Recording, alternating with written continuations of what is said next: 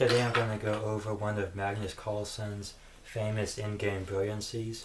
This game was played in 2013 at the Tal Memorial, and Magnus is white, his opponent is Vladimir Kramnik, and is playing the black side.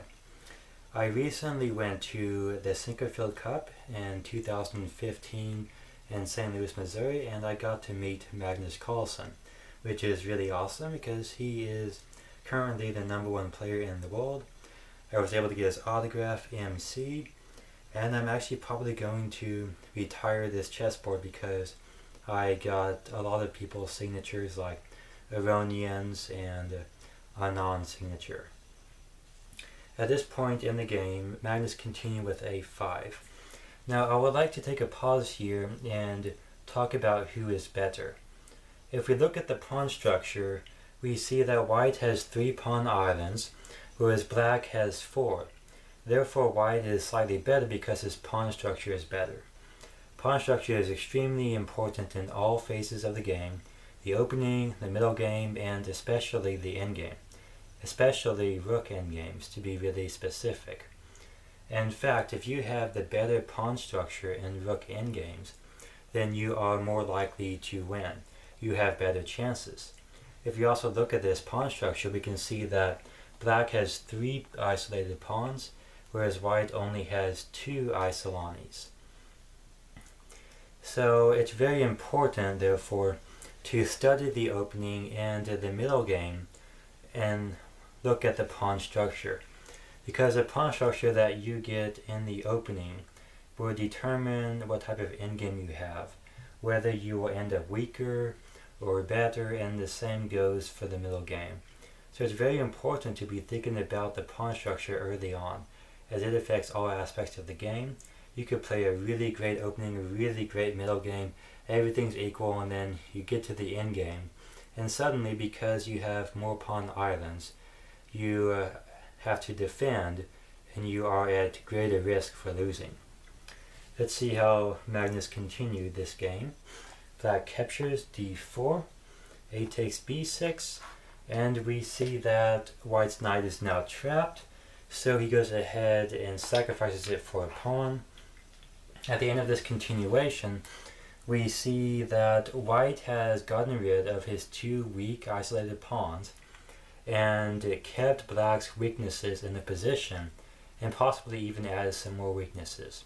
The e6 pawn is weak, the h7 pawn is still weak, b6 and c4 are weak because it's white's turn to move, and white can capture the pawn on c4, therefore giving black 3 isolated pawns.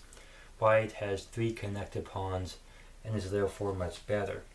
And this explains why white is able to quickly go on and win this game. h3 to prevent back rank checkmate. Capturing on e6 is not advised because black can move a rook down to d1 or a1 and checkmate white. So therefore h3 is played, king f7,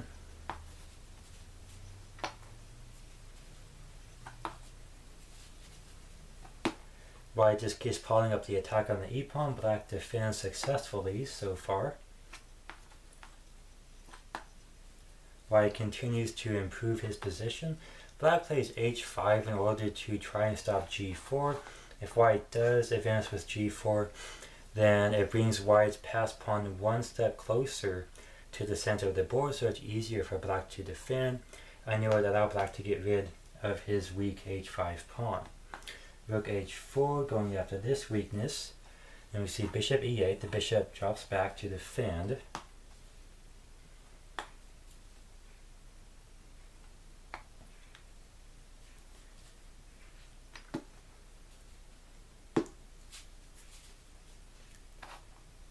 King h4, since it's the end game, the king is an attacking piece, also a defending piece, so white brings his king and the game to help put pressure on black's position.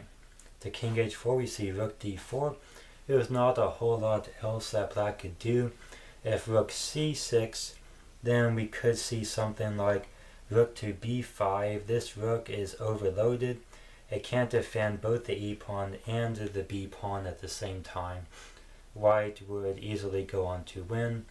Rook a5 could be tried, but even if that happens, white could trade off rooks, drop the bishop back to d1, and win h5. So a pawn is going to go somewhere.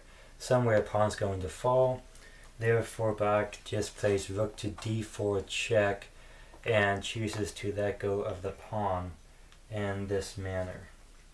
So rook e6 check, king g7, and rook takes b6, d3. So black tries one last chance to turn that pawn into a queen, but white defends successfully.